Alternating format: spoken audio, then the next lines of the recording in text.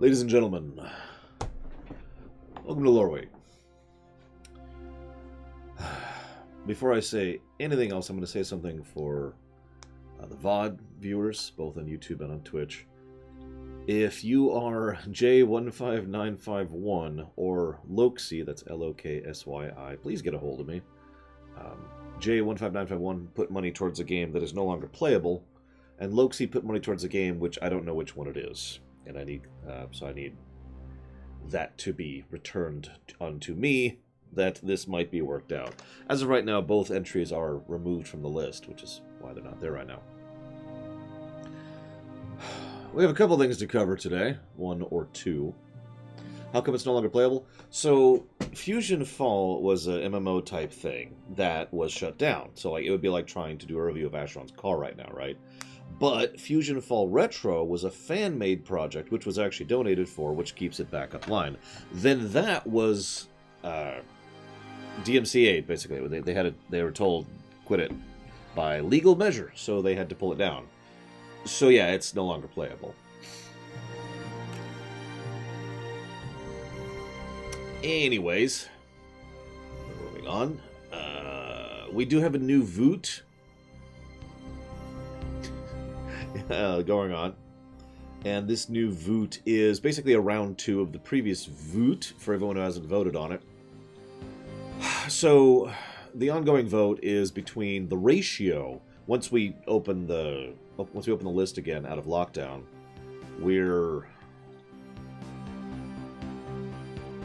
I just raised my eyebrow at them, J Meister, and then I disagree with them. So,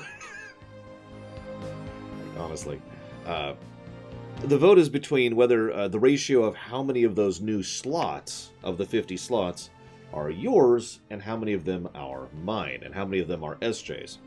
Now, we had a vote, and the vote was reasonably spread, but there were two results, which was 25-25 and 30-20, which were way ahead in the lead. So what I've done is I've restarted the vote, and now those are the only two options, and thus those people who picked all the stuff down here, of which there was a sizable amount, can now vote for either of those two top options. I will go ahead and link the vote in chat, and we'll periodically link it as requested.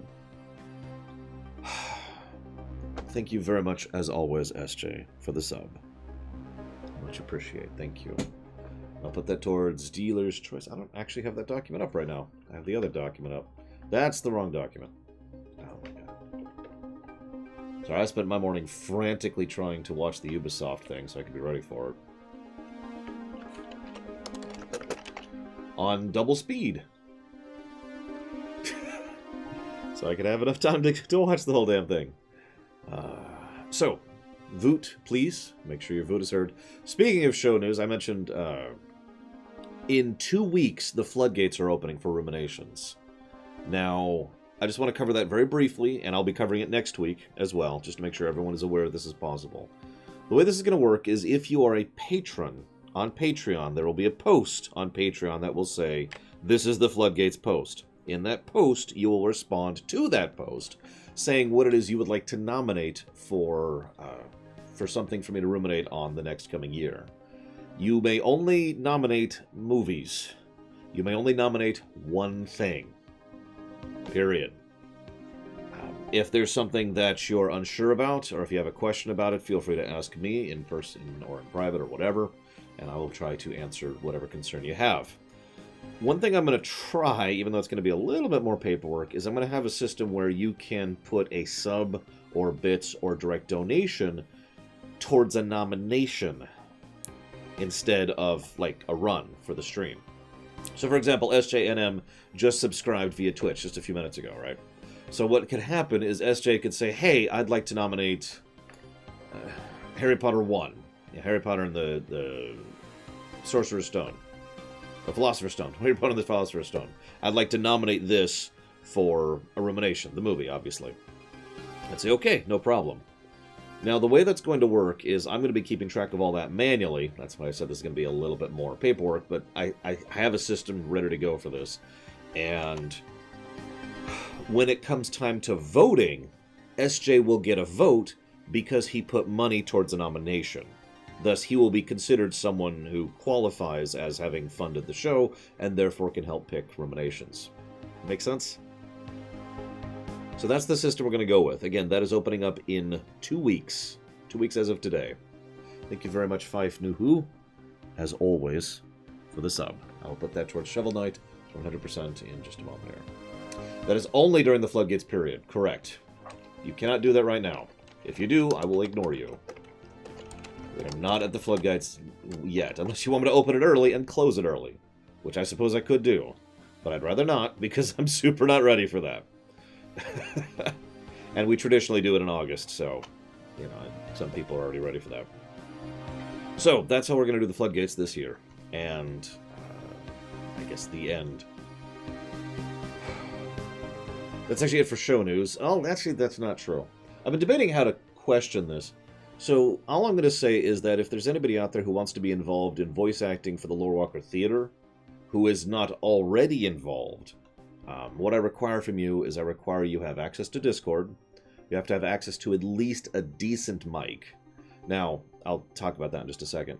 And you have to be, you know, capable of actually doing the lines and, you know, blah, blah, blah. Now, I mentioned decent mic. Obviously, I have a nice, you know, $150 mic here, but I'm not requiring you to go out and spend $150 on a mic. What I actually require is that you have a mic that doesn't have too much echo, and you have to have some kind of a pop filter. And those are probably the biggest issues, because white noise and volume are things that I can solve on my end, as long as it's within reason. But if you have popping, and if the mic just has too much echo to it, or if the overall quality of the mic is just too low, then I'm not going to be able to accept it. But if you qualify for that, and you would like to do some voice acting for the Lorewalker Theater, let me know. And in private, preferably, in a private Twitch message, or Discord message, or Patreon message, whichever you prefer, and I will respond to you with an invite to the Discord where we will be coordinating from that. Mike already has been doing voice acting work for the theater. He voices Sir Fratley in Final Fantasy IX, Chocolate Rob. And also, Mike's actually a pretty good voice actor, so he totally qualifies, but yeah. Either way. I think that's it. So yeah, that's it for show news. Now let's go ahead and move on to random news, which I actually don't have much random news. In fact, I have exactly 1 bit of random news. So I'm just going to run through this really quick. Yep. There's a new TV show, a new Star Wars TV show called The Bad Batch, which is apparently based on something from Clone Wars Season 7, which I haven't watched yet, so I don't actually know where that works. But either way, The Bad Batch is going to be a thing, and it's going to be a show, and it's going to be animated, and Dave Filoni's going to be involved in it, and really that's all I need to know. Awesome. Do I need any roles for any random lines? Of course I do. Why wouldn't I? Where can you read what the theater stuff is? So, the theater stuff is basically a fan dub, to put it simply. I hate to say that because it sounds, you know, derogatory, especially given the absolutely monumental amount of work it's done and the hundreds of people who are involved in it. But that's what it is. It's a fan dub. So we go through and we add voice acting to a game that does not have it. And then that's going to be released whenever it's finished. As of right now, we've only completed 1 fan dub. That is to say, Paper Mario 2, which you can find on my YouTube channel. Other than that, I don't have much else to add to that. So anyways, let's see. So, that's actually it for random news. That's all we got. Like I said, not a lot. So we're just going to skip right down to Lower Decks. How many of you out there like Star Trek? I'm just curious. You got it, Dream Whisperer. Oh, by the way, one other quick thing, really quick. For those of you wondering, when the floodgates opens and you get to vote on 2 things. You cannot double up on that vote. So let's say SJNM donated earlier, so he gets 1 nomination. You can only nominate 1 thing. So he nominates the 1 thing, but then he gets 2 votes, and he can't double up, so he can't vote for his nomination twice. He has to vote for something else. That's the system. I just wanted you guys to be aware of that. Anyways. So, Star Trek. Star Trek's awesome, right? So, the trailer for Lower Decks actually released a week ago, like an hour after I cut off from Loreweek, so this is technically really old news as far as Loreweek goes. But the trailer was shown. I'm not going to show it to you because CBS is terrible, but it looks awful. It's a lot of gross and slapstick humor, which I'm completely not into. And I don't know what there is other than the humor. It's portrayed as a comedy show. It is done in the style of Rick and Morty. Now, no offense intended, of course, obviously. I actually know people personally who are very into Rick and Morty. That's how I was exposed to Rick and Morty. It's because my friends are really into the show. I hate the show. Preference, right? So if you like Rick and Morty, you will probably like Lower Decks. But yeah, Star Trek, Mr. Red, Star Trek. And yeah, exactly, Max Time. There will be people who like it, and that's good. And there'll be people who enjoy the humor, and that's good. I'm probably just going to skip out on that show entirely. Unless you guys really want me to in like 6 years when we're at that point. So it will probably be very successful. God, like... I'm trying to think of how to describe my thoughts on it, because they're like, hey, so here's this guy, and he's cool, all right. And so we got the straight man, right? He's the guy who's angling for command. And he's probably the most normal of the group. The most unusual thing that happens to him is he's on, like, a shuttle or whatever, in the command chair naked. Because I could just totally picture Riker doing that. And then we've got, you know, the woman officer, and she's pretty straight woman as well. And then we cut over to Zach Teft. Loreweek's not a good time for questions, just for future reference. And then we cut over to like this other person who's like, okay, here, hold this guy's heart and pump it periodically because his heart's ripped out of him and it's still like dangling from the aortas or whatever. And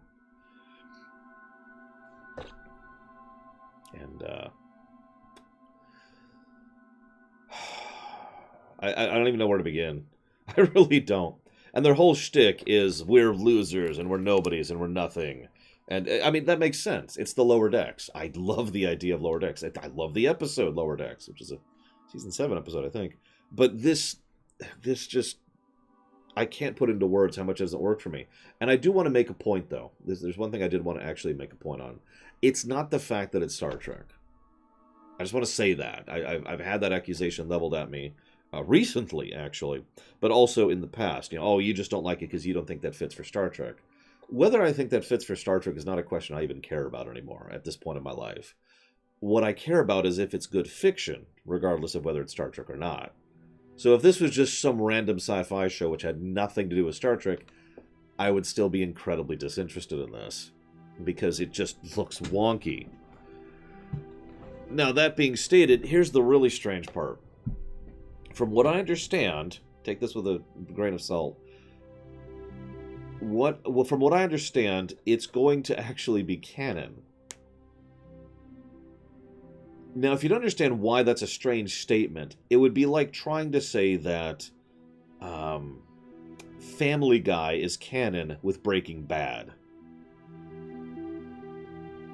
At a certain point, that doesn't quite work, because one of those is a parody.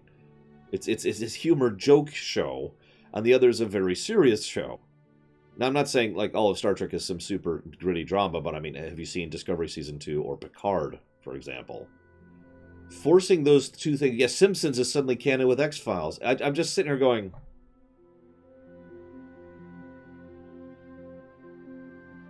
Now, how far this goes will probably depend on where they go with the jokes. This is the last thing I wanted to talk, and then I'll move on, I swear. Because I have heard a lot of rumor milling that they're shooting the angle of, hey, it's a comedy show so that people will get invested, and then they're going to segue out of the comedy. If you're paying attention, there's a show that's already done that. It's called The Orville. Orville was billed in basically the exact same way this show is being billed. with the exact same style of trailer and the exact same beats from the marketing departments. 1-to-1, actually. The only difference is one's animated and one's live action with CGI. And anybody who's been following Orville knows that show has certainly gotten substantially serious and actually gone into real storytelling, and I'm going to say it that way. So maybe? Whether this works or not, I will say this does seem like the kind of thing that... It feels like they're trying to aim for that crowd. I agree, Mike Cremano. It feels like they're aiming for the Orville crowd as CBS's reaction to that. We can do humor too, but I don't know where it's going to go long term, and that's the catch.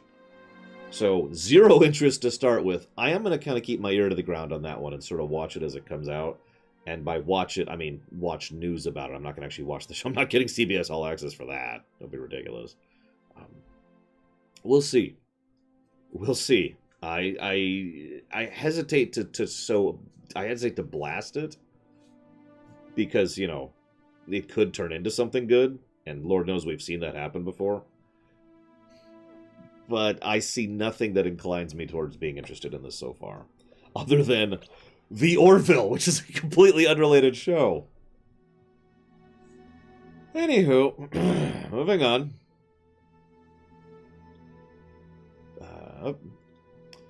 So let's go ahead and talk about Ubisoft Forward. Don't worry, I'll probably watch Picard in about 4 years from now, something like that. 3 years? I think it's 3 years, actually, from now. Ubisoft! So let's talk about Ubisoft. Hang on, let me get my timestamp here. So Ubisoft had a conference, again, last week. Just friggin'... Yeah, let's just go down the list. Although, I have a question for you. Feel free to answer now in chat if you'd like to. Do you want to watch the AC Valhalla gameplay section live with me? Yes or no? And just a yes or no in chat will be sufficient. So, actually, you know what? Hang on. Let me actually start up a Twitch poll. Hang on. It's up to you. I have not seen it. Or that's not true. I haven't seen all of it. It's about 30-ish minutes of gameplay. Supposed gameplay. I say that because, again, it didn't look like it was actually gameplay from the beginning. But, yeah, whatever. Where's the poll? Here we go. No, that's the ad break button.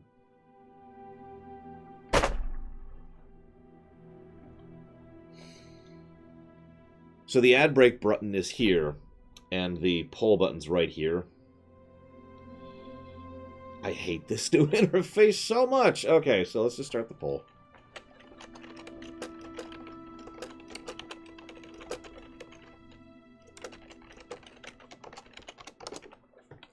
Okay, I'm going to start the poll up.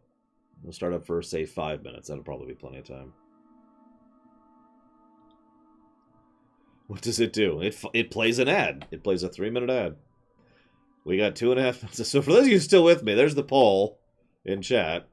Oh my god. Let's talk about Ubisoft. First thing they showed off is, I should probably wait, shouldn't I? I should probably wait for this stupid ad to be done. What can I talk about for 2 minutes? It's not relevant. It's actually an hour and a half act. The first, hour and 20 is actually just lead up. It doesn't mean anything. Are we still in ads? Yeah, we're still in ads. Yeah, suicide.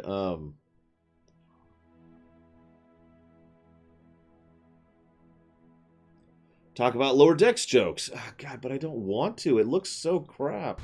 Ooh, this is the new shuttle with the blast shield. Yeah, it's just... What?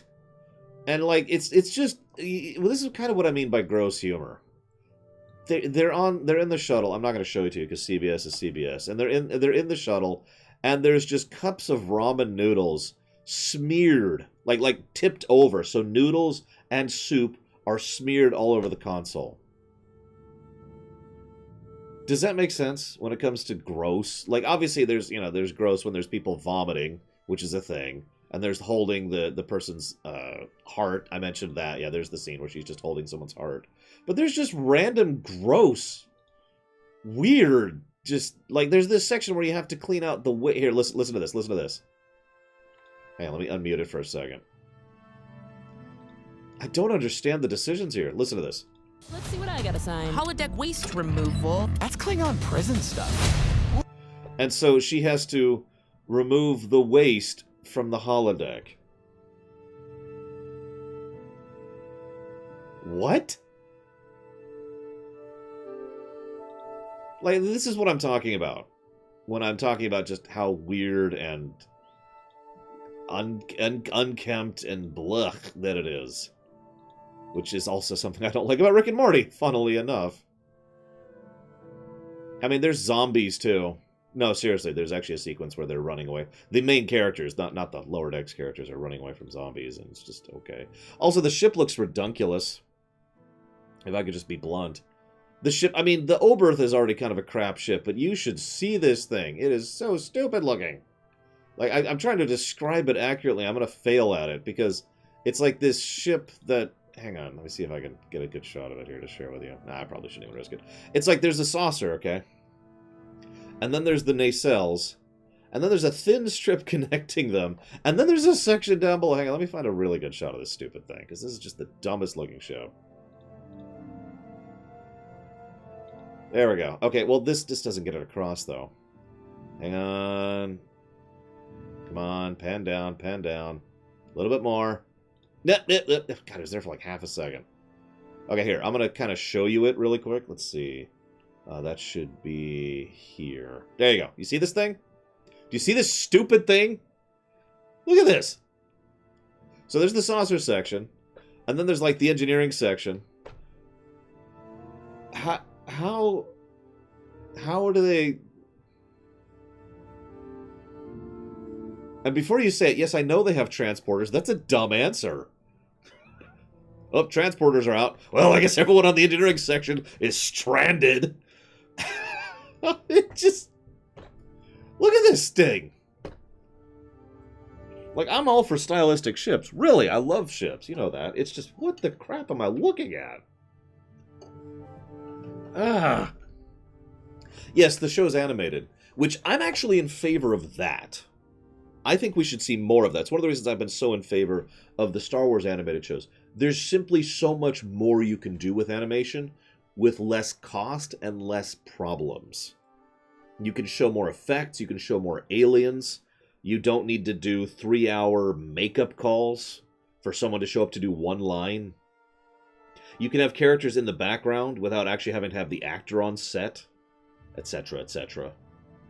There are plenty of advantages to doing an animated show. Don't mistake me, there's an obvious value in a live-action show. I'm not trying to say there isn't. But I am hugely in favor of an animated Star Trek show. I am. Just like I was with Clone Wars and with Rebels. And yeah, Hazardous brings up a good point, especially right now. You can record lines at home, and assuming you have a good enough setup, or remotely, and send them in. The show we cover every Sunday, My Little Pony, actually was recorded in 2 separate studios who are in different countries.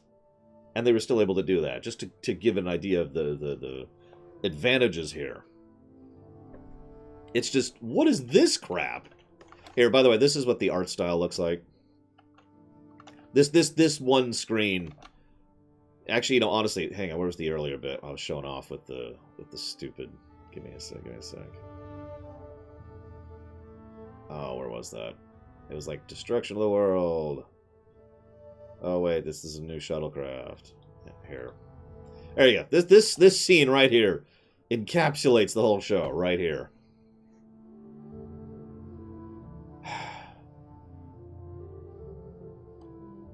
Yeah. By the way, I can actually describe one of the biggest things that I don't care for about this art style, and that's the lack of shading. I mean, there is some shading there. You can see it. There's a tiny line of light on their hair and on their arms, but that's it.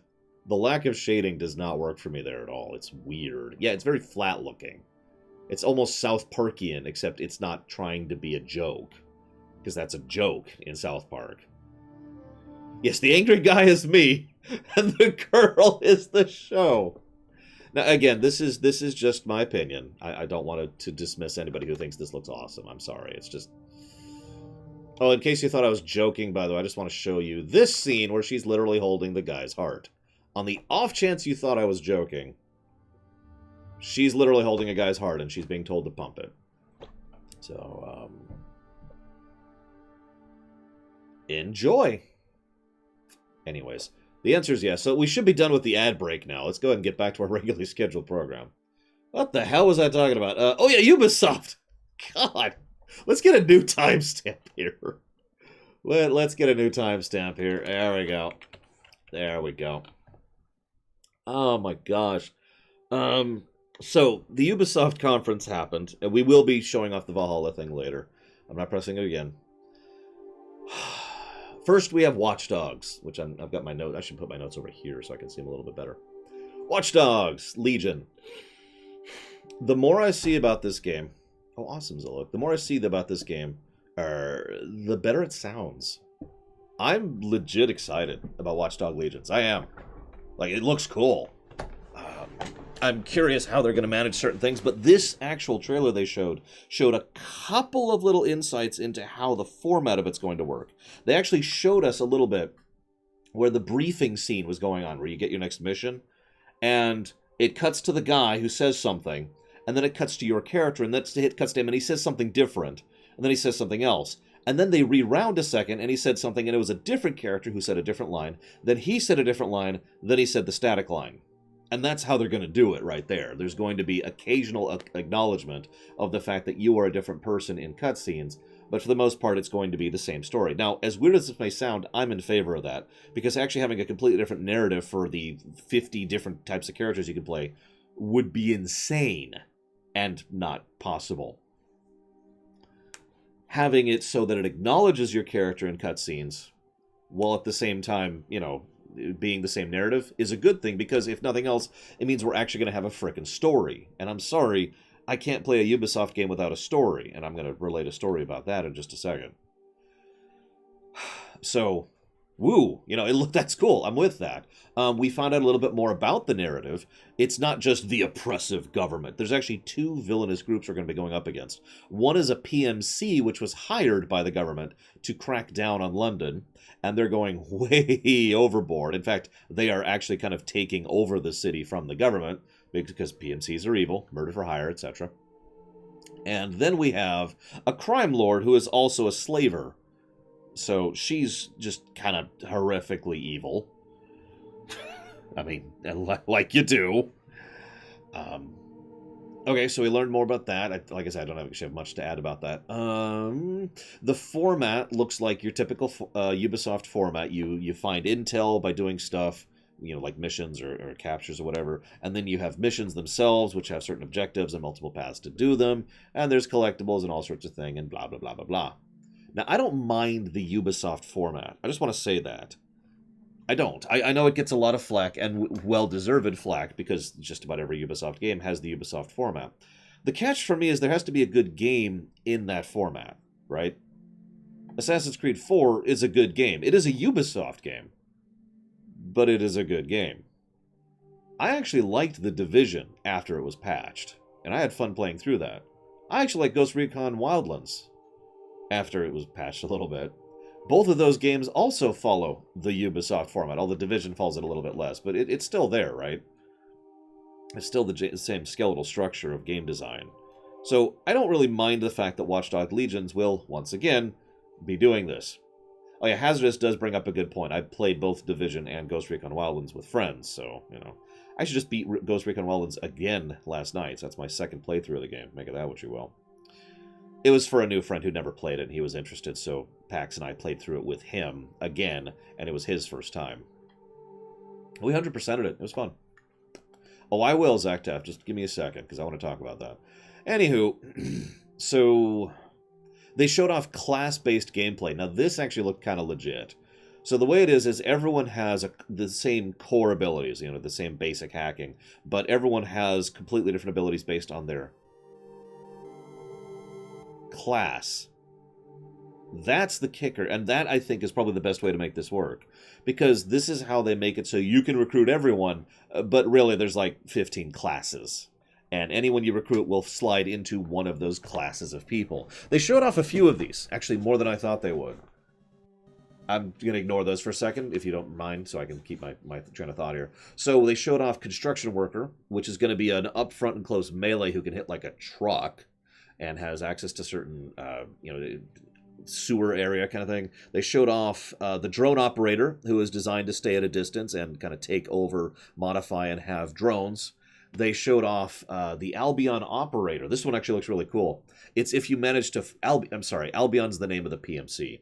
So you can flip one of the enemy PMC members to your side, and then they just gain the ability to be a member of the PMC. So as long as you don't do anything suspicious, you can just walk right into an enemy base, because why couldn't you? You're one of them, right? And then they showed off the Hooligan, because of course there's a Hooligan. Why wouldn't there be a Hooligan?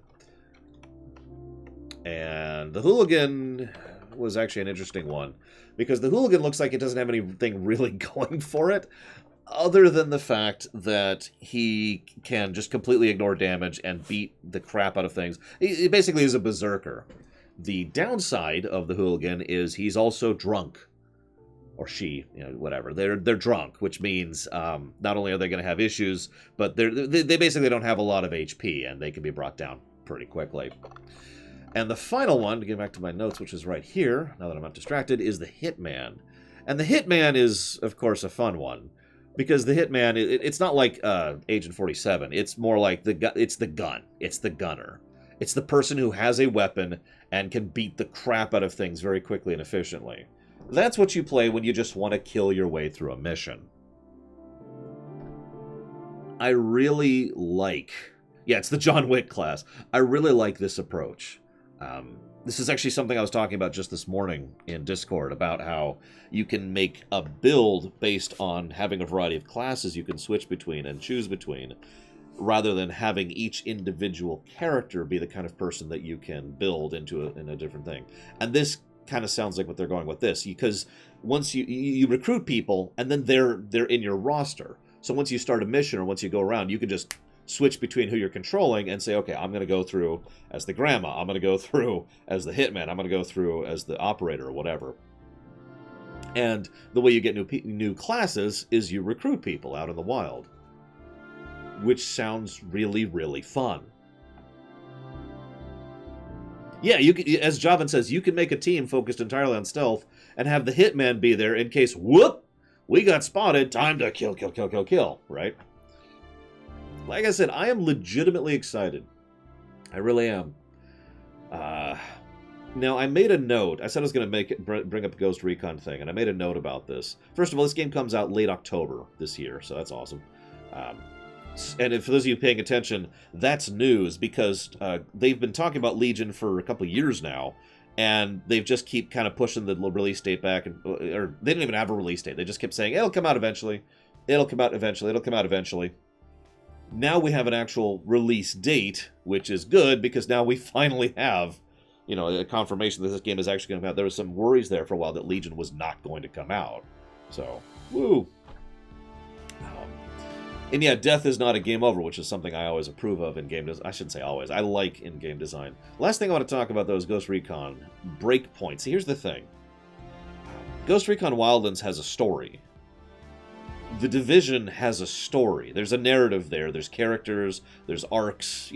There's something there. It's not the most fantastic, in-depth thing in the universe, but there is, in fact, a story. Now, I mention that because my biggest worry for Legions, by far, up until today, has been, is there going to be a story? Now, I made this note before I actually watched this, before I watched the trailer. But the note is Ghost Recon Breakpoint, which is the new Ghost Recon game, which totally sucks. Now, I'm not going to go into the gameplay reasons why it sucks. I had played it, by the way. Me and my friends picked it up. We were like, yeah, we love Wildlands. Let's try it. And by the way, going directly from Ghost Recon Wildlands to Ghost Recon Breakpoint is just a shift. But allow me to explain why it sucks. You come in, and there's a setup, right? There's this island, and there's this whole they've got this super tech, and they've got these drones, and they're going to use it.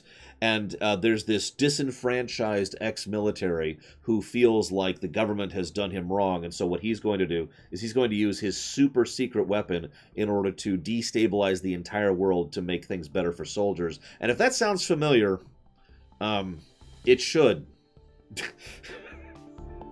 Go ahead and name whatever result you want from that. It should sound extremely familiar. The thing my mind immediately went to was Big Boss over in Metal Gear, but let's move on. So yeah, that's the basic premise.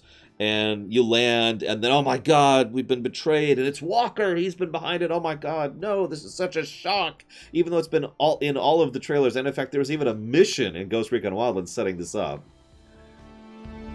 And so it's like, okay, whatever. So you go through, and then you start the Ubisoft format.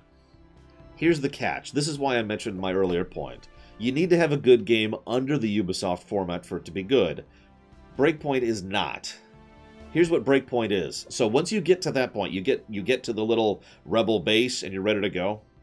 That is effectively the end of the story. When you reach the first base, after the first mission. Oh, sure, you run around and you try to destabilize and do all that, but it's like Just Cause 2. You know, there's no actual narrative there. There's no actual story, there's no arcs, there's no characters of any significance. It's just running around doing missions and getting a little tidbit here and there. You can literally jump forward to, and then we beat Walker, and you will miss nothing in between. The game is literally designed to get you to that point, and then shove you into the multiplayer element, and start the Gear Treadmill. There was actually two things about the Gear Treadmill that have been patched out because there was so much flack about it. One was the Gear Treadmill itself. Now, this is hysterical. You can activate, I forget what it's called, it's like Classic Mode or something like that. And I forget how, what they call it, excuse me. But the way it works is, instead of having items, let me rewind. The way the game is designed is you go around and as you loot, you get better loot. Like +2 item level gun, which is, it's the same gun you just had, but it's +2 better. So that's awesome. Woo! And so now you're +2 better. And then you get another loot, another loot, another loot, and so on and so on until you get better, better, better. But it's MMO style. It's not like you literally get a different gun. You get the same gun that has better stats, higher item level. It's Borderlands kind of a thing, except less interesting. However, there's a mode that gets rid of that. Now, you'd think, oh, cool. But the problem is, what they did was they got rid of the Gear Treadmill when the Gear Treadmill is the main function of the game. So you get a gun, and now you have the MK2 or whatever. And now you have the MK2. And so all those other MK2s that are being dropped left and right that are supposed to be higher level are just MK2s, just like yours.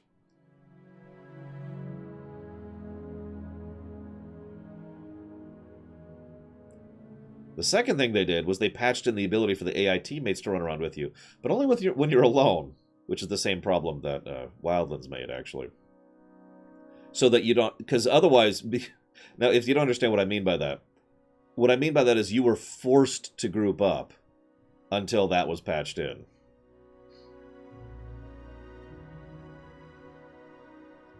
Yeah, Wildlands had more of a story, and the game was actually good. That's why I'm making this comparison. The reason I'm bringing all this up is my biggest worry with Legion was that it was going to be Breakpoint. That was legitimately my biggest reason. It was going to be... Would you stop donating?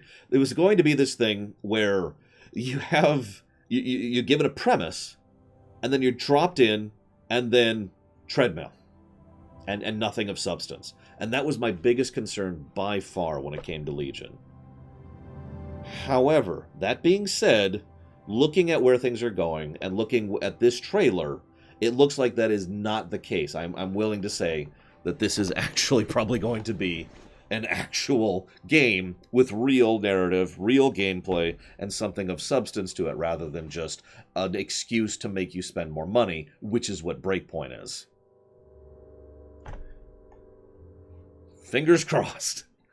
I am going to, actually, I should do that right now so I don't forget. I'm going to add it to my list, Lore's list, as it's called on the website, because I actually want to play this game. And, yeah, I don't have anything else to add to that. I'm just going to add it really quick here. There's a lot of games on my list. Give me a second. Here we go. Watch Dogs, Legion. I'm just going to add that real quick. Okay. It should have been my Kamano, but I mean, my list is huge, so I don't keep track. And like I said, my Kamano, I was concerned until today. Now, first of all, thank you, Ciela, very, very much for the sub. As always, appreciate. And Plutonia got to choose that one, which means Ciela is donating for Ion Fury. Second of all, thank you very much, Geludo, for the sub. As always, appreciate. And if you happen to know where you want to put that one, let me know. And then Sinister Wing, the inventor of the term Streaminations, just donated for tomorrow's stream. By the way, we're playing Shantae and the Pirate's Curse tomorrow, for those of you who are not keeping track of the website. Thank you very much for your donation, Sinister Wing.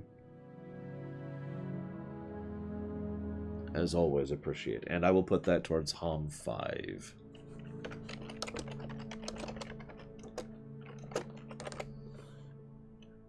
And Geludo wants his to go to VTMV2. You got it. So, why what one, Crazy Nurse? I don't understand the question, I'm sorry. So, where's my frickin' notes? Now that I'm done talking about Legion. What else? So, Brawlhalla is coming out on mobile. Nobody cares. Might and Magic Mobile. Okay. Tom Clancy's Elite Squad, which is on mobile. Also, it's being announced, but they didn't show any gameplay whatsoever.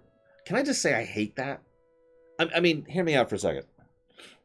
Because it's shorter, Crazy Norse. Because we're going to be playing Ghost of Tsushima Wednesday.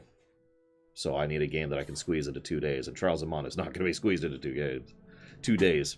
I could have just pushed it back, but I figure this is a quick way to do it. Anyways, here's the thing. I hate this. I hate it when it comes to any game. But I absolutely despise it when it comes to a mobile game. And the reason why is because it's the most duplicitous garbage. Let me rewind a second, because I feel like I'm explaining myself badly here. If you're going to show off a video game of any time, I think you should show off at least something that gives you an indication of gameplay, right? My opinion. Even if it's bullshot, or if it's scripted gameplay, show something, right? But the thing is, you can usually get at least an idea of what the gameplay is going to be, even if it's scripted. You remember the Division trailer? We were just talking about that earlier. The Division trailer? That was nonsense, right? That was fully scripted, total nonsense. But it was still showing us something that gave us an idea what the gameplay is going to be like. It's something that we're actually going to be able to look at and be like, oh, okay. You know, it's a third-person shooter. We loot, we go around, etc., etc. No, Retro Justice. We will be talking about it a week from today, though. But when you show nothing whatsoever, except for a trailer, I don't learn anything. So that irritates me on that base principle. When it comes to a phone, do yourself a favor sometime. Oh, shoot, I can't think of the name of it. What's the name of that stupid Mobile Strike game? Or is it just Mobile Strike? Is this it? It is. Okay, do yourself a favor sometime. If you haven't, look up Mobile Strike ads on YouTube sometime. Okay? Then look up Mobile Strike's actual gameplay. Or just image search Mobile Strike, because you'll see what the gameplay looks like. There's a massive disconnect. My friend Third has actually done development, actual, programming and development for mobile games. And he hates the piss out of this. He and I have talked about this at length, where there's this thing where they'll should be like an ad for a mobile game that is amazingly non-indicative of what the actual mobile gameplay is like. And it's God, it drives me nuts. And yeah, exactly, Blow Off Alex. Just so many games do that. I point to Mobile Strike because it's the first one that came to mind. There's tons of examples of this. So they're like, Tom Clancy's Elite Squad, and there's nothing to indicate what the gameplay is going to be like at all. Just. By the way, Mobile Strike is Mobage. I just want to be clear about that one. Moving on. So, then they talked about Rainbow Six Siege and how it's awesome. it was such a non-trailer that I literally have no points to talk about, so let's just move on. Let's talk about Hyperscape instead. Now, Hyperscape is Ubisoft's free-to-play multiplayer battle royale. Quick question, how many of you just mentally checked out the moment I finished that sentence? I'm honestly curious.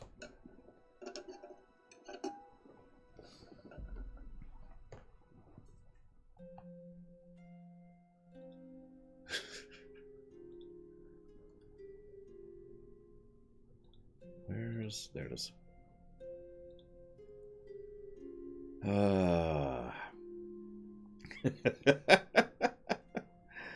Now, this is going to sound weird, but I think for once Ubisoft is making the right move on this one. Hear me out for a second. So, I have no... Oh, this is a PC game, by the way. I have no interest in Hyperscape. Let me just start with that. Zero interest in Hyperscape. It's a multiplayer battle royale. Don't care. Free to play, too. Here's the thing. They're pulling a Burger King.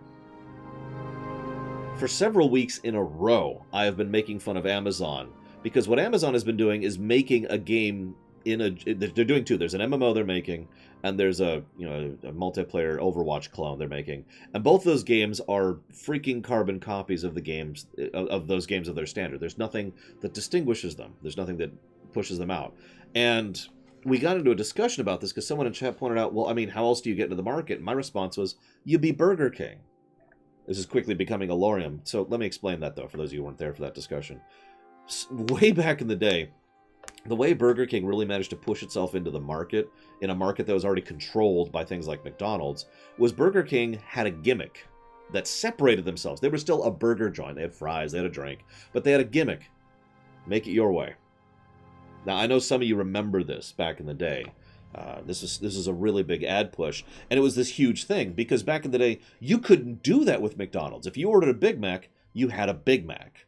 You couldn't get it with extra onions. You couldn't get it with no lettuce. You got a Big Mac.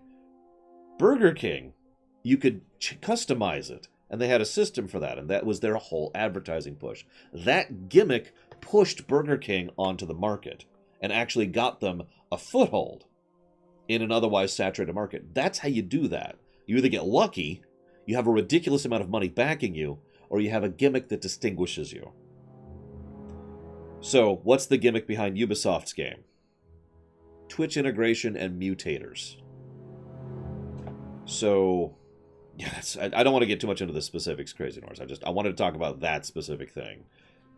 Because, yeah, Burger King also literally rode the coattails. But they're not the only ones who did that. And if you really want to get into that, we could really get into that. But, moving on. So the way this works is, as you're playing, there's mutators that can slow down things, or increase the weight of things, or make it so that everything's on fire, or whatever, right? They're mutators. They're exactly whatever you're thinking of when it comes to that. No, not that. The Twitch integration is built in. It's actually part of the actual gameplay, so that while you are streaming it, you can hook up your stream to it, and your chat can actually vote on the Twitch page for a specific mutator to happen, which means they can then have an influence on how the match goes. Not much, but it's a gimmick. And if you're gonna do this, which, to be clear, I'm not in favor of, but if you're gonna do this, that's kind of how you do that. And I honestly think that's a much smarter move than what a lot of other companies make. Now, that being said, statistically speaking, it is very likely that Hyperscape will not make that big of a splash, because Battle Royale is already kind of on its way out. It has been for, I'd say, about 2 years at this point. You know, because that's how every trend goes. And then they level out, right? I mean, there's still RTS games, but RTS had this, just like everything else did. Same with first-person shooters. Same with MOBAs, same with card games, whatever you think of it. So it's entirely possible that this will not actually make a big splash. But at least they're making the correct attempt on this. And yeah, mutators, by the way, are one of my favorite things about StarCraft 2's co-op mode. But anyways, let's move on. So that's Hyperscape. Now, they actually showed off AC Valhalla next. I want to talk about that last, though. So let's talk about Far Cry 6. Now, the unfortunate thing about Far Cry 6 is they didn't show off anything other than the trailer. Now, I looked up a few additional information from the interviews. You're going to actually be... So, the trailer was a dictator of the nation. Evil dictator, of course. And the son, and the dictator was teaching a lesson to his kid by giving him a grenade and then pulling the pin and telling him to keep it in place. You can't loose your grip, otherwise we'll all explode. Obvious lesson. Also historically not true, but let's not go into that. But you are not going to be playing him or the kid. I was actually curious if you could play the kid, but no, you're actually going to be playing some random revolutionary who you start off, and that's... you can choose your gender, and you can recruit allies. It's a Far Cry game. It's exactly whatever you're picturing. I'm not sure what I think about it. I have admittedly not played any Far Cries since 3, which I think puts me at 4 games I haven't played at this point, because there was 4, 5, New Dawn, which is actually on the list to be played, and the ancient one, prehistoric one. And I'm pretty sure I haven't... there's no other ones, but I haven't played any of the 4 of those. So we'll see where they go with this. Yeah, Primal, that was the 4th one, Primal. I'm not really a part of that franchise, and I don't have much to add. And of course, they didn't actually showcase. I didn't play Blood Dragon either. Sorry, I'm not sure I count that, but I have also not played Blood Dragon. I've seen a bit of that one at least. So yay, a new Far Cry game. I don't know anything to share because it's just a trailer. So let's move on to Valhalla. So they actually kind of rapid-fired a decent amount of information here. Credit where credit is due. And almost all of it was actually gameplay. Now, I shouldn't say that, because it wasn't real gameplay. It was scripted gameplay. But at least it was showing us what the game's going to play like. So this is the same team that did Origins. And I liked Origins. And I didn't like Odyssey. I will say I'm not sure I like where the series is going in general. But at least they're actually going to be showcasing something that, I might actually have fun with. You get to choose your gender. You are specifically a Viking from Norway. Your goal is to build up a settlement. And I just got to say, Expedition Vikings probably did this better, but let's move on. You have a couple of features. Raiding is a thing. So you have your longboat, which can go up and down rivers, and your fjord? No, that's wrong. Whatever's below that step. You got your crew. And you can go raid places, and as you raid places, you can loot stuff and kill people and burn things and, be a horrible human being. And as you do so, you get resources. Those resources then go directly to your settlement to build up your settlement, because pretty much ever since Assassin's Creed 2, there has to be some kind of settlement mechanic in Assassin's Creed game. It's actually a law, as made in the Treaty of 1942. Now, that treaty... it mandates that kind of a thing. And the settlement upgrades, they talked very little about it, but it sounds like pretty much the bog standard. Again, going back to Assassin's Creed 2 and Brotherhood and blah, blah, blah. Because you spend resources on getting upgrades, which give you access to new loot, new equipment, new upgrades, yada, yada, yada, yada. Whatever it is, you improve your overall projection there. They talked about enemy variety, the most types of enemies ever. But as they were describing them, all I was thinking was, well, that's just the Ezio trilogy again. Now, that's fine, actually. Because if you remember, that's kind of how the Ezio trilogy was structured. Each enemy had a gimmick or two, and there was a specific method you were supposed to beat them. And they kind of did that a little bit in the future with other games. But they didn't do it as well, in my opinion, except in the Ezio stuff. Like, especially Revelations, I think, probably hit that nail the best. So, we'll see. Thank you very, very much, Cloud of the Stars.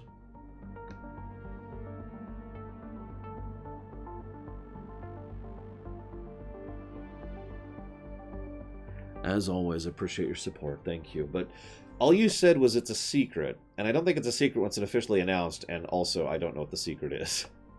But I am thankful, Cloud of the Stars. If you know where you want that one to go, let me know, please.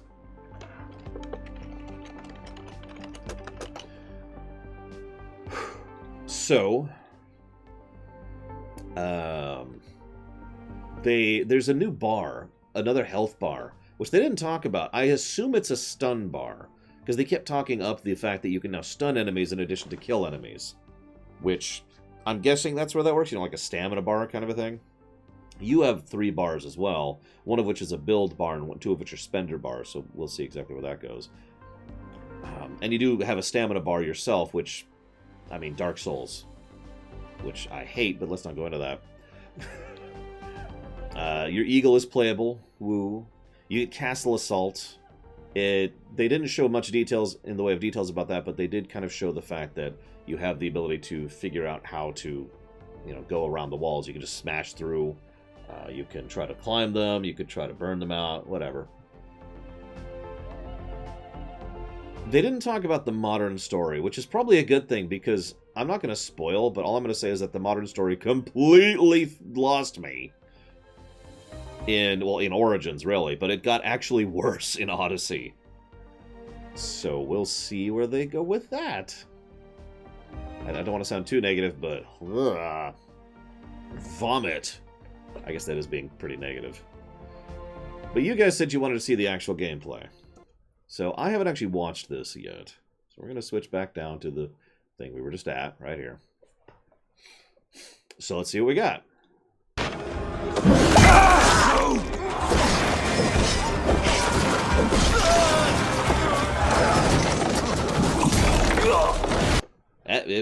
Well, whatever. Hey everyone, welcome to the Ubisoft Forward post-show. My name is Yusuf McGeed, and this is Assassin's Creed Valhalla. We're going to take a deep dive into about 30 minutes of gameplay, and we're joined by a very special guest here. Hey everyone, this is Philippe Bergeron, otherwise known as Fizz. I am the quest director on Assassin's Creed Valhalla. So Fizz, we're setting up here for what looks like an epic encounter. Tell us exactly what's going on here. Yeah, so here we're midway through the quest that we're showing for Ubisoft Forward. Here we're looking at the assault of Burg Castle. So these are big moments that usually sort of culminate at the end of the story. Okay, pause real quick. So they don't talk about this in the another thing. I don't know if they're going to talk about this for this section. Like I said, I've only seen like 5 minutes of this. But you can see a couple of things on the interface very quickly and efficiently. So first of all, you seem to have 2 weapon wheels, for lack of a better way to put it. Now, what I mean by the 2 weapon wheels is, as they'll talk about later, you can dual wield, and you can equip any weapon you want to on either of your hands. So it looks like the 4 abilities you get on the left and the 4 abilities you get on the right are going to be dependent on that, and that's what determines that. I don't know if you could slot in or out, anything like that. I have no idea if that's a thing, regardless. As you can see here-ish, I'm not sure where hang on, let me just... Right here. This thing. This is what I was talking about. So you've got this thing. I have no idea what this is. This is the build bar right here. This is your health, I'm almost positive. I think this is the stamina bar. I'm not actually sure. Like I said, we'll see. Moving forward. And so here Eivor, our Viking raider, is taking a group of raiders and Fyrds into Burg Castle to go and take down Rued and his clan. So who exactly is Rued, and why does Eivor sort of want to pick a fight with him? Basically, Rued comes into play about halfway through this story arc, where at the beginning of the arc, this is something that happens before, Rued basically caused a lot of turmoil within the territory, and Oswald, who's the sort of elderman to be to inherit this territory, needs your help to take him down. A little showcasing of the combat there. You notice we had a bit of a dodge-dash thing, and the enemies couldn't react to that quickly, so that's probably kind of be like a maneuver around sort of a thing, which, again, earlier Assassin's Creeds. Oswald having just been defeated in a previous quest, and so here this is revenge. And real quick, you saw there how the dashes actually consumed the stamina bar, so, like I was talking about earlier. But also accomplishing your ultimate goal. So Fizz, as you're talking, we're seeing some of the combat of Valhalla. Can you tell us a little bit about the changes to combat this time around? We wanted to basically... Now, real quick, sorry, I hate to keep interrupting them, but they're not talking about the interface, which is what I'm mostly paying attention to, so forgive me. You notice in the upper right corner, I know it's probably pretty hard to see now, but we just gained 10 experience, and the little gem thing highlighted for a second. It's actually a diamond, a little diamonds thing going on. And that's our level. Now, that already has me worried, because one of the things I hated most about Assassin's Creed Odyssey was the nature of how they approached the RPG mechanics. The idea of using levels and running into a level wall was one of my biggest reasons why I actually pushed Assassin's Creed Odyssey off, and we actually didn't finish the game, because I ran into a grind wall. I had to go and grind to progress the game. So that's probably the biggest thing that makes me go, ugh, so far. Add a lot of new mechanics to it. So we added like some dual wielding for the player, like a stun system in there. And we really needed to do this to sort of portray that sort of the brutality that comes with being a Viking. Blah, blah, blah. Now, you'll notice that as you get kills, you get bars in the lower left. So I'm guessing that's kind of closer to, that's the builder spender thing I mentioned earlier. That is presumption on my part. You kill someone, you get a slot, which you can then use on a special ability kind of a thing. Thank you very much, Twister, for the sub. Very much appreciate and obliged. Thank you. If you know where you want to put that for increasing priority on a future stream, please let me know. This day and age sort of fits into that, the time and the character. It's so brutal, guys. It's okay. This is brutal combat like, Last of Us 2 was brutal combat, a.k.a. it's cartoony. You got it, Twister, for Valhalla. I'll jot that down right now. And thank you again. Oswald. He lives. So, cutscenes. Is it just me, or do they somehow look like they're deliberately going for a more cartoony, clayish kind of aesthetic than they used to? I'm not saying that in a negative way per se. It's just I think it's a deliberate choice on their part, and I'm actually more in favor of that than I would think I was, because, well, to be honest, because I'm sick and tired of it has to be hyper realistic in video games. Yeah, exactly, Javan. I'm kind of in favor of that here, is what I'm trying to say. Watch the faces. Oswald lives! Eivor, is that you? Shut your ass, twig spine. Here, Eivor has taken her entire army through the assault, and finally it's revealed that our Ealdorman, our ally, Oswald, is still alive, and Rued has him captive. So this is what it comes to, Wolfkist? 2 Danes fighting over a filthy Saxon whoreson? If this swine is your prize, come and get him! We have a boss fight. So now that we've seen that Oswald is alive, we have Rued within our sights. What's the next step here? So the next move for Eivor is to finally face off against Rued. She has her allies. They can take care of the rest of the army. Now it's time to go one-on-one against Rued in one of our boss battles, actually. Your battle is not yet won, Oswald. And it's worth pointing out, actually, that... Okay, so yeah, the yellow bar is their stamina. You notice that we emptied the wolf's stamina. The wolf is still alive, but its stamina bar is empty and it's just sitting there. There was also an option to do a stun attack on it. So I was right. Yellow equals stamina, at least for them. I'm not sure what our stamina is on, except for the blue.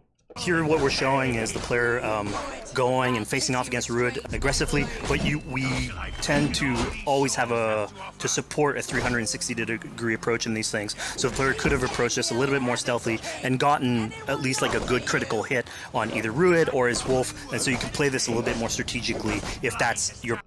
I can't help but notice that the wolf's stamina bar is still empty and now it's up and running around, so I'm feeling...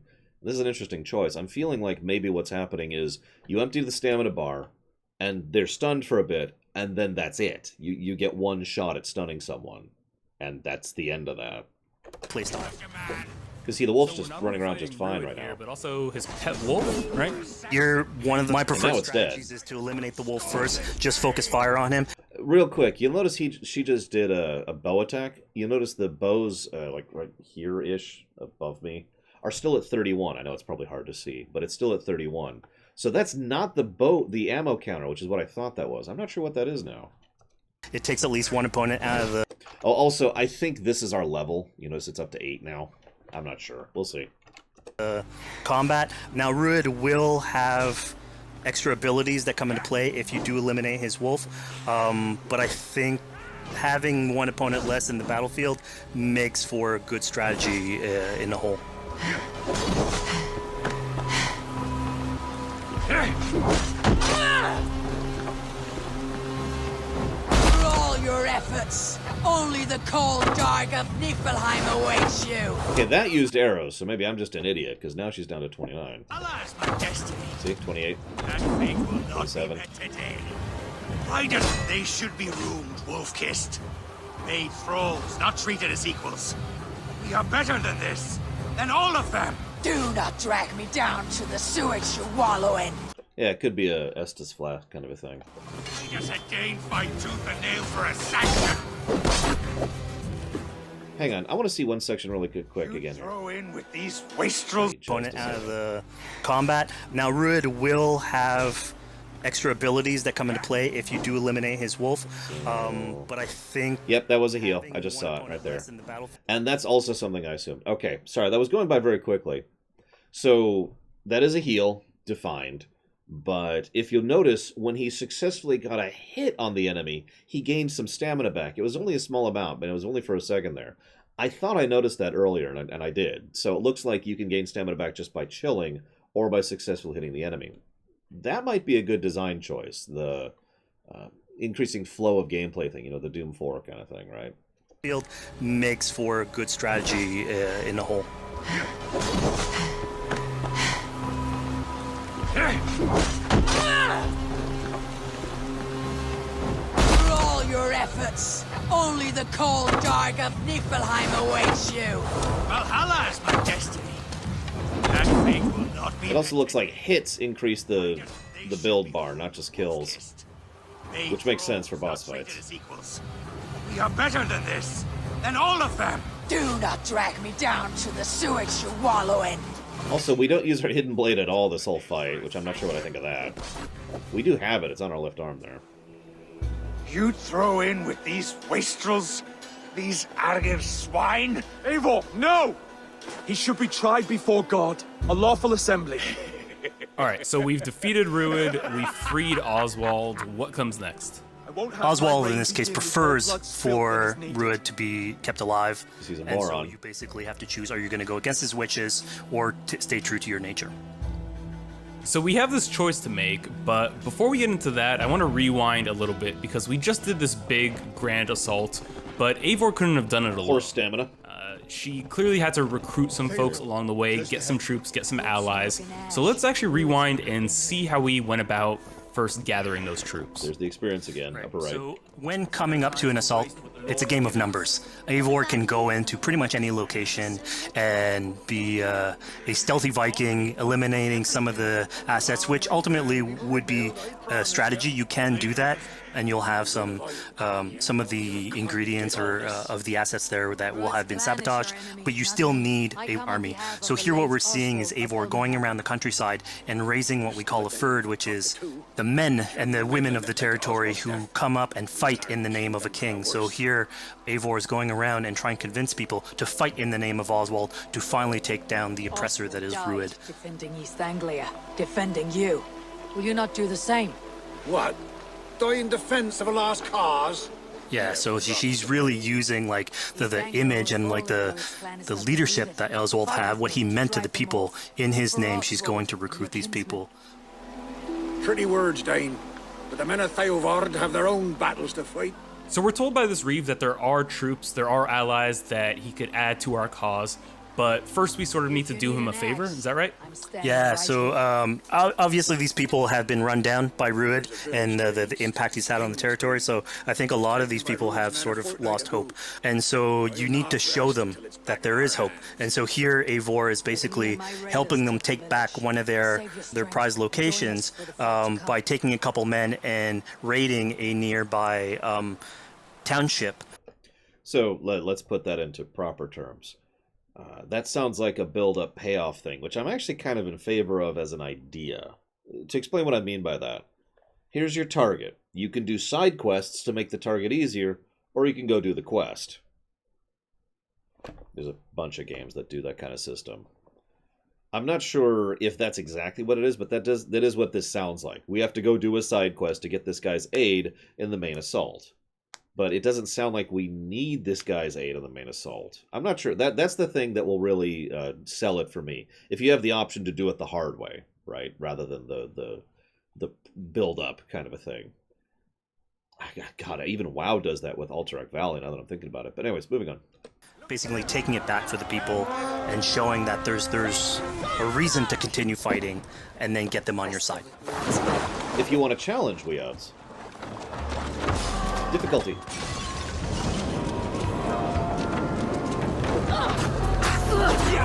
I really hope the tutorials are only on for this display, because they have been on this whole time.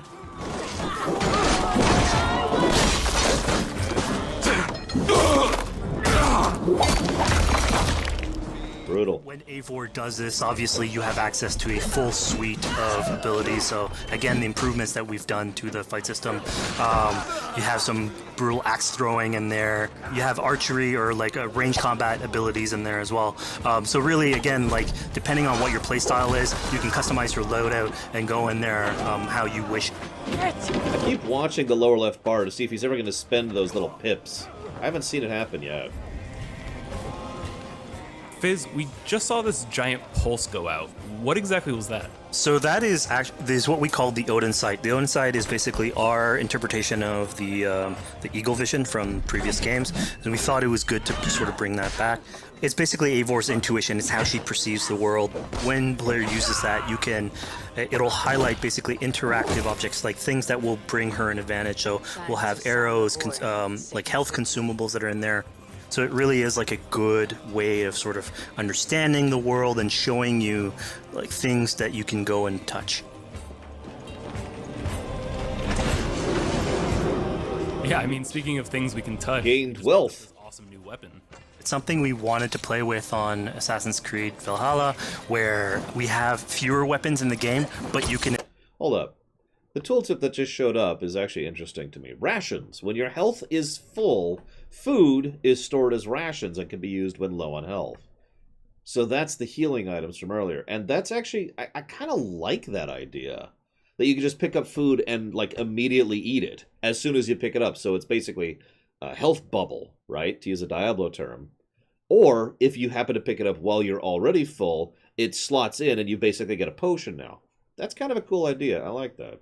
Invest in them more so they become your weapon, and so depending what your preferred playstyle is or your preferred weapon type, then you can go and choose, I'm gonna fight with this weapon and invest heavily into it. Exactly, Rascal. Not only are we looting weapons, but we see something here called the Book of Knowledge. Can you tell us a little bit more about that?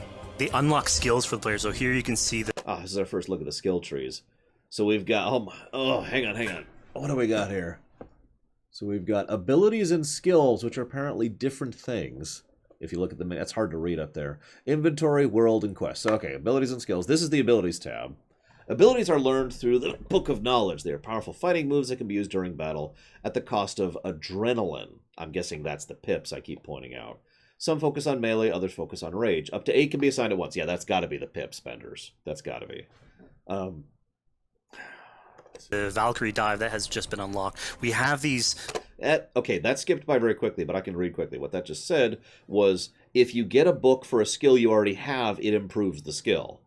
So, like, if I find a skill of Valkyrie dive, or a book of Valkyrie dive, and then another book of Valkyrie dive, that's how I level up the skill. I kind of like that, too. I kind of like the idea of finding stuff in the world to level up my skills rather than spending experience on it or whatever. My opinion. I mean, that makes it a little bit more Metroid-y, but I mean, I love Metroid games. What do you want from me?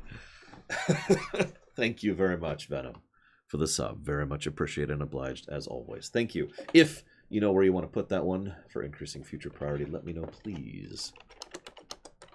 X. There we go. I know, it's weird that I like Metroid games. No one would ever know that from watching anything I've ever done, ever. Yeah, a lot of this is presumption, but I mean, trailer analysis. What the hell do you want from me? Spread out throughout the world. So again, to promote exploration and discovery. Damn it. There's it going by so quickly. Hang on, let me see if I can pull that up. Let's rewind just a bit to here. 1 pixel. 1 pixel. Yeah. And so depending what your preferred playstyle is or your preferred weapon type, then you can go and choose, I'm gonna fight with this weapon and invest heavily into that. Not only are we looting weapons, but we see something here. Hang on. Can you tell us a little bit more about that? The unlock skills for players. So here you can see the Valkyrie dive that has just been unlocked. Stop. We have... Books are often heavily guarded in monasteries or military camps. I think you're right, Hazardous. I don't mind that, though. As long as it's a good game. That's the catch, isn't it? These spread out throughout the world. So again, to promote. Okay, Dive of the Valkyries. Launch yourself into the air and come crashing down on your enemies. And like in previous games, it shows you a little video clip that's going to play there to show you what it is, which is a cool feature I think more games should use. It's become pretty common at this point. Exploration and discovery. As you travel through the world and you explore locations, you can... Metro Exodus. You got it, sir. It is misleading, but I don't mind as much. I'm not saying it's good, but at the same time, using a brand name to sell a game that otherwise wouldn't sell, if it's a good game, doesn't bother me, you know? And yeah, I gotta be honest, Asheron's Call. God, I always think of AC's Asheron's Call. Assassin's Creed games have not been Assassin's Creed in a long time. I loved AC4, okay? And I liked AC Origins. Neither of those are Assassin's Creed games. Find these books that will add abilities that you can go and invest in, put into your loadout, then go into the different locations with the different quests in the game and use those depending on what your playstyle is. Yeah, exactly, Javin. Now we've recaptured this village, we've secured more troops for our assault. Let's jump back now and figure out what we want to do with Rued. The rightful king of East Anglia has spared your life today, and so it will be. I haven't actually played Unity. We will be playing it probably later this month, or next month. Compassion is a virtue suited for anyone, Eivor. Not compassion, idiot. Eivor decided to let him live. Rued is really angry about that. Being a Norse Viking, being put to the death in battle is your road to Valhalla. So he was basically denied access to Valhalla in this situation. Assault complete. Obviously, all these decisions come into play later on in the game, so we have very difficult decisions for the player to make. We didn't want to have sure you do. easy decisions. Yeah, you know, when I'm sorry, I'll buy that one when I see it. I have heard too many times when someone say, your choices actually matter in a game, and they don't. It's actually a rarity when choices actually matter in a game, and usually when they do, they're not even advertised. Like, it's not a big selling point. It's part of the game. Playing, I decided to listen to Oswald and spare Rued's life, but what exactly is the relationship like between Eivor and Oswald? So the relationship between Eivor and Oswald is an alliance. It's basically Eivor is surrounded by territories that initially getting into England are hostile towards her, and obviously if you want to set up a new settlement, you want to make sure that your neighbor is friendly. So here in East Anglia, Oswald is the man for the job, where putting him into a position of power would help her sort of secure her territory. So earlier on to the territory, Eivor comes in here, meets Oswald. The problems he had with Rued are sort of put to light, and going through the arc, you basically help him deal with Rued and aligning basically Danes with Saxons in one territory. So, Fizz, we've completed the assault, we've gotten our hands dirty with some combat, taken down Rued. We have this big open region of East Anglia, so before we head off to Oswald's wedding, what do you say we head out, have some fun, and see what we can get into in the open world? That sounds great. Because that's what people want out of an Assassin's Creed game, right? Is open world. Speech bubble above it, and you best believe if you let me talk to a cat, I'm gonna talk to a cat. Yeah, these are some of our some of my favorite moments actually in the game, where we put out a whole bunch of events throughout the territory. And it sort of rewards, again, exploration, going around. It's a chance for us also to sort of showcase a different side of Eivor. A lot of the quests sort of deal more with like politics and warfare, and this shows a slightly more human nature to her. So it permits us to explore that character a little bit more. And so here, basically, like you're trying to help a kid with his cat, and ultimately get that cat to sort of join your crew as a cat raider. You just said cat raider way too casually. You're telling me I could have a cat Viking raider on my longship? That's exactly what I'm telling you. Oh my god, yes, I love it. Perfect. Okay, I'd like to make fun, but I'd totally do that too. The problem is their presentation was way too scripted. There's zero... It's that thing when someone's scripted but trying to sound like it's a natural conversation, but it's not because they practiced this and they wrote it out in advance. Still, if we ever play this on stream, if you guys ever pay for this, we're recruiting a cat. I just want you guys to know that. So yeah, as you're riding around the rivers of England, you would see a cat basically walking around your longship, keeping your Viking raiders company. Taking care of The mice. Viking longship. We're seeing some of that gameplay here now. Can you talk a little bit about how that works and functions in Valhalla? Yeah, so starting out on this project, I think the Viking longship is one of the biggest images that we all have when we think about Vikings in our game. And so Vikings had this awesome design for What, longship. not naked people looting churches? So it permitted them to go very far inland very quickly, and you could basically disembark Viking raiders like on pretty much any shore. We added that into the game where you can basically sail up to any location and then just decide to disembark with your guys and raid a location, loot all its treasure, get back in the ship, and then continue sailing down the river to your next opportunity. So I know past Assassin's Creed games allowed for songs and things like that to be sung on ships. Will Valhalla have a similar version of that? Yeah, so this is something we actually wanted the crew of your ship to become like your home away from home. So we added stories and songs into the ship. So basically, that's what he's doing. Is going around. You could decide to have your skald sort of sing a song for you as you row down the river, but you can also decide. Leave her, Johnny, leave her. Oh. Depending on who the raiders are in your ship, to hear more about their life, so you can actually queue up stories, and they'll give you a little bit more background on who they are. So you get to know your sort of fighters as you're traveling around the world, which is a cool moment.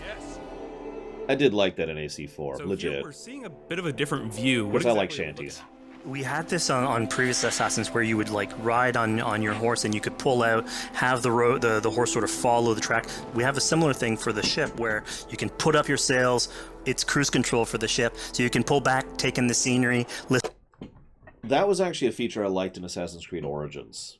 That's the only game I remember that did that properly. You could set a destination, and you'd auto-travel to it. You could also warp there, which was great. But you could just kind of auto-travel there and then pull the camera out and roam around and just have fun with it. Or follow yourself in the Eagle. You remember that? So... into some songs or some stories. This makes sense, because this is the Origins team. So, of course, they try to use the same features, just a different expression. So, speaking of Viking songs, we have an activity here that's not exactly singing, but kind of related, right? Yeah, the so rap here what we battles. have is what we call flighting, which was an activity that Norse people would partake in. They would like to have a battle of wits and sort of poetry where insults would be thrown back and forth between each other. The idea was to try and have a good insult, but also to have a good rhythm and a good rhyme in there. So it's basically a precursor to rap battles. I was joking. Here's the silver. Now begin. To all those whom I speak, they say Eivor's a clod. Time left. Then you're speaking to fools and their knowledge is flawed. Well, How exactly do you go about being successful in one of these? The trick behind a good flight was to choose the right insult, identifying the right cadence, and then trying to find what rhymed the best. I'm known for my might. interesting. Interesting. Silent whispers all claim that you're terribly dense.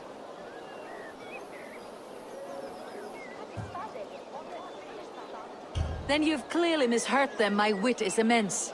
Oh, you looked out with that one. Well, what a surprise. Eivor of the Raven Clan is a true talent. I'm shocked. Don't believe everything you hear, unless it touches on my flighting. Then heed every word. Take the coin. So now that we've proven our sharp tongue and wit, I think it's time for a bit more relaxing activity. So we're fishing here. Yeah, that's it. So we gave Eivor a fishing line, so you can actually throw out a line and go catch some fish. This is used basically to Waste time. to play into our new health loop where the player will lose health in the world, and it doesn't automatically regenerate like we would have in the past. So you actually have to go out and get some supplies. So you'll find mushrooms and some food that you can gather. But here, like you can also catch some fish and consume that to regain some health. We also will sometimes have it in certain quests. So it's a good way to sort of chill out on the side of the water and just, again, take it all in. Yeah, we'll see how well that happens in action. So this is what we call one of our offering altars. So the idea is that you find these around the world and you make offerings to it. So it'll take like animal parts and stuff that you can find throughout the world. Here what you're seeing though is sort of like a fancy version of it, where as you do your offering you get interrupted by some kids that basically come and steal your stuff. So it was just a way for us to sort of showcase that like the systems and the activities in the world can sort of play in with some quests and some little events. So it's our way to sort of dress up these moments and make it all fit inside the whole experience. Yeah, this seemed like a really sort of unexpected turn for what I thought was going to be kind of a simple interaction. So there's the level up, give skill points thing that was mentioned. With these events is to give another dimension to Eivor, other than just the pure rar Viking or the politician. Because you can imagine at some point that will grow old if you're always telling that version of the character. So it lets us really go into the depth of who is Eivor, what motivates her, how she can interact with the world outside of warfare and politics. Your stealth needs work. The AC series has always dipped in and out of supernatural things. In my opinion, it really went full. It really confirmed the supernatural element in Revelations. And when we start to learn more about the Isu, that pretty much became codified. But the first time they have officially 100% really confirmed that the abilities we use are supernatural was actually in Odyssey, the most recent game. Because they actually mention in lore that we literally have a psychic connection with our eagle or raven or whatever it is. We were close. And it also showcases like a different facet of the world at the same time. It's not only Eivor, so it just widens the breadth of the stories that we can tell. So who exactly are these two children? These are kids of East Anglia. They are you should see the chat for this, by the way. With whatever Rued's been doing to the territory, and so they're just here trying to survive and basically exploit the people that are there to make offerings. You're probably thinking, which chat? This chat, because they have the chat bot here, and it's exactly what you'd expect. It was kind of nice to see that Eivor wasn't really necessarily upset at them for stealing, and after you talk to them, you have the choice of helping them. You can give them food, give them some money, or maybe just say, hey, good luck, on your way. Yeah, and then this is something we also wanted to do a lot. Like, so here we're doing an event, we do it in quests as well, but we want to give a lot of this agency into players' hands so that they can sort of shape Eivor a little bit. Who she is, so it represents them a little bit more, and they can roleplay that a little bit better. And again, it just gives her like a little bit more humanity in these moments. There's only two Assassin's Creed games I have not enjoyed, Poogity. 1 and Odyssey. Make of that what you will. And how crazy is the Isu tech? They altered math. Like, it's a meme, but it's a meme for a reason, because... For small walkers. No, you can't recommend a Valhalla video, Volcanto, I'm sorry. Here, large walker. A necklace? Yes, it's a St. Martin seal. You're welcome here anytime, large walker. You're one of us. Yeah, I gotta be honest, the Animus has always been nonsense tech. Take care since now, day one. Green walkers. Hey, climbing. So I think AC veterans might recognize this here, but what exactly is Eivor chasing down? Yeah, so here you're seeing Eivor running down one of our tattoo images. So this is challenging the player on free run abilities, but also for fans of the series, sort of pulling at their heartstrings for some beloved features. I would not call that a So are beloved we gonna be feature. able to tattoo Eivor? Yes, by collecting these tattoos, you actually bring them back to your settlement, and then you can customize different body parts, having different tattoos everywhere. So again, another form of expression, and it's sort of to represent that Viking culture. Fizz, one of my favorite things when I was just out there exploring East Anglia was coming upon a house or a building and realizing that there was a chest inside, but that there was no easy way in. And in this case, I saw all the doors were barred, but I knew that because there was a chest in there must have been some way to get inside. So I went around the back and, found a way in. Yeah, That's actually kind of neat. Onto that. You're pointing at Legit. something that we wanted to work on a lot on Valhalla, where we wanted the exploration to make you feel smarter. So I mean, you can link him in Chad Volcanto. I'm just not going to watch him live. making sure that every house that you find sort of appeals to you, like it draws your attention, and then when you want to come and explore, it's not given to you. You still have to work for it a little bit. So it'll challenge you on your observation skills, logic, just trying to find how do I get into this. So we play a lot with level design, quest design to offer challenges to players, and you basically come out of it like with a better feeling for the exploration, but you also get to see more of a story behind any of these locations which we've crafted. So it gave us a little bit more time to sort of slow down the experience and tell a different version of a story.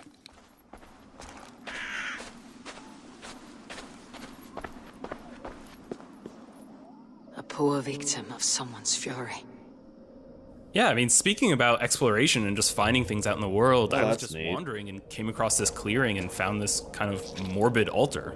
Yeah, so this is one of our bigger events that we have scattered in the world. So as Eivor explores, she can find altars like this, and by interacting with them, here it's a trap that's been set by this character named Regan. Now, there's a bigger story behind all this. There's multiple steps to it later on. So this is one of the moments. It permits us to go into a slightly more mystical realm and play with a boss fight that has more magical abilities, if we will. And basically have this awesome boss fight in the middle of the swamps. I mean, again, you already kind of have magic in the series. Just embrace it, guys. It's fine. We got it. Mystical side of things, what's happening is Eivor at the beginning in that trap is poisoned, and so she starts sort of hallucinating, seeing the world in a sort of different light and filter, and so that's sort of what lets us go into the realm of the weird. My rage, spirit of my father's rage, fill me! Yeah, we wanted to have a boss fight that had game mechanics, so we have you hallucinate. You don't... I mean, I'm sorry. It's fine as long as the boss fight's fun, but you don't have to go that route, guys. You could just say, hey, here's a magician who uses Isu tech. That's as far as the explanation you really need.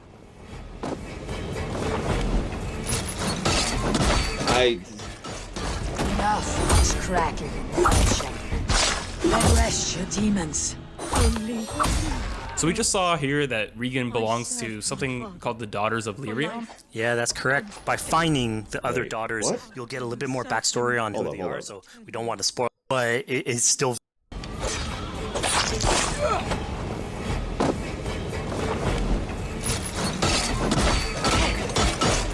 Enough is cracking and punching.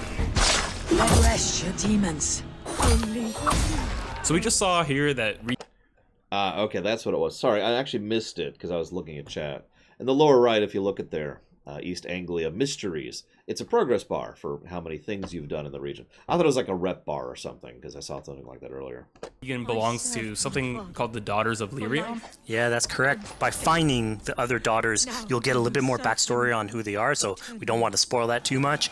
But it creates like a sort of greater story that is not on the main path in any way. It's called a story arc. It's still okay, very rich. And we adds understand. to No. Stop talking it up. Stop talking it up. So It's a we story just had arc. a really Cool. exciting, really intense boss battle. I think it's time for something a little bit more relaxing and calming now. Yeah, it's all about pacing yourself with the highs and the lows. So here we have a low chill moment of what we call building a cairn. So Eivor, as she explores the world, will find these sort of meditative areas where you have a pile of rocks that you could just stack on top of one another using physics. And I mean, yeah, the ultimate goal is to try. I'm sorry, I'm picturing like using the Force. Really, it's about taking in the sights, relaxing, taking a step back, and building something. Together we stack stones into cairns. These? Yes. Think of this as a test of mind and wit. Stack the cairn stones high and wide into any shape you like. I mean, you can spend as much time as you want building these things, making them as high as you want, as weird as you want. I'm sure like a lot of these stuff will end up on the internet, like people comparing structures.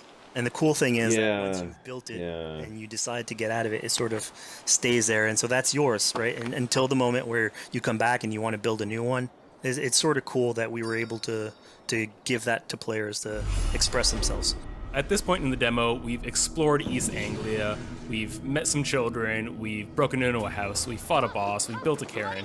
I think now it's finally time to go and head off to Oswald's wedding. Yeah, so this is the moment it's all been building up to. By the moment... The Red Wedding, sorry. Territory is sort of like mentioned by Oswald that he's trying to get married with his Dane lady. And so as you go through the arc, that's sort of like the underlying thread. Really, it's about Rued creating turmoil in the territory and helping Oswald sort of get above that and show that he's a good leader. And so you finally, after going through all of that arc, finally get these two together, go through their wedding, and you're invited to attend the ceremony. And then all the activities and fun times that comes afterwards. Yeah, as much as we've seen the brutal side of England, it's nice to see, the joyous side of it as well. Yeah, and it's something we really wanted to play on in Valhalla, where being a Viking is not only about being a raider or a warrior. I mean, there's revelry, there's feasting, there's partying that goes, and like if someone knows how to party, it's a Viking. There's a drink. And so here, this is one of our opportunities to sort of show. It's a timing mini game. Look at that, it's a tempo. It's a good alliance of Norse culture with Saxon culture, sort of smashing those two things together and building bridges. Yeah, I mean, what's a wedding without some drunk archery, right? Yeah, so like, anything can happen in a Viking event, right? Eivor, yeah, here, just get drunk, shoot some arrows. Barely a challenge. Steady all, and ready yourself for the wedding race. The king and his bride against all. My king, he... So here we see the decision I made to spare Rued came back to bite us. Yep, that's the decision you made, coming back. So as we said before, all of your decisions have consequences, and this is a big one. This is a big consequence? Sorry. I challenge you. Okay. I accept. Well, Oswald's dead. You're basically presented with the option to sort of step in for Oswald, fight the fight for him, or let him go and fight his own fight. Yeah, personally, I chose to fight myself because I thought Eivor is the type of person who likes to finish what she started. Plank by plank, and a dead king cannot keep his oaths. Let me finish Yeah, this. seriously, dude. Piss off. I got this. Oswald, you gutless Irish swine! I'll slay the wolf-kissed, then hang you with your own tongue. How does this encounter with Rued differ from our previous fight with him? So at this point, you've eliminated his wolf, so it's just him.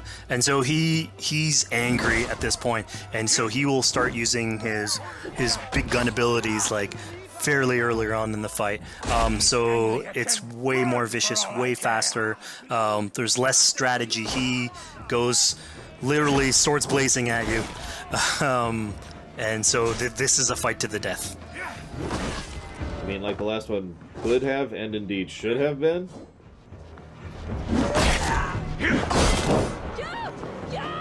I think how he's not using abilities. He's only used one this whole fight. And of course here, like, this is a decision you made to go and fight him, but there's multiple outcomes to this scenario. You could have let Oswald fight his own fight and prove basically his station as the rightful leader. If you had eliminated Rued, obviously this would not have happened. It would have been a slightly more joyous occasion. But ultimately, in all scenarios, you still have an alliance with Oswald. He's proven to be the right leader for this territory and to be a good ally for you. A great service. I promised you an alliance, and now you have it. Thank you. It's the whole reason I was putting up with you. Good on that alliance. I mean, helping you. So we're about to take off from the wedding. Politics. What? It's a good idea to check up on her friend Finner. Yeah, so Finner is probably one of the more recurring characters in this arc. You get to meet him very early on. He's a very endearing character, sort of used to have a Viking life, sort of misses it, and going through all these adventures together is sort of like lights that fire back, and so he's willing to join you in your raiders. So he's one of many raiders that you'll encounter in the game, and you can sort of recruit, bring back home, and then have them sort of join you on your adventures on Longship. He can tell you these stories that we're telling you about. You get to know a little bit more about him. So again, it's a fun way to sort of discover more about these characters that you meet and bring them along for adventures. I just want to predict right now, just real quick. What do you want to bet Wessex is going to be the Templars? Historically. Like, that'll be the fact, either they are the Templars or they're being backed by the Templars. Together. I'll gather my things. Well, folks, we've come to the end of our Assassin's Creed Valhalla playthrough. Fizz, thank you so much for joining us. When and where can people play it? Assassin's Creed Valhalla will be out on Xbox Series X and PlayStation 5, and is coming to Xbox One, PlayStation 4, PC, and Stadia on November 17th.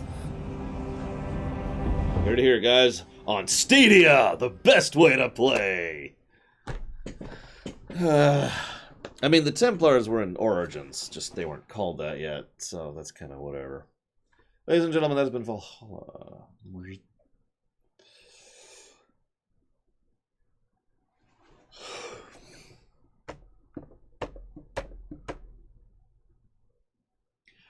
I don't know. We'll see. I hate to say that. That really is my thoughts here. We'll see.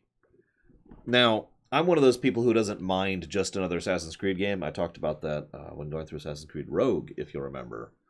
But, as always, whether or not I play that isn't actually my decision. That's up to you guys. Once the list is no longer in lockdown, of course.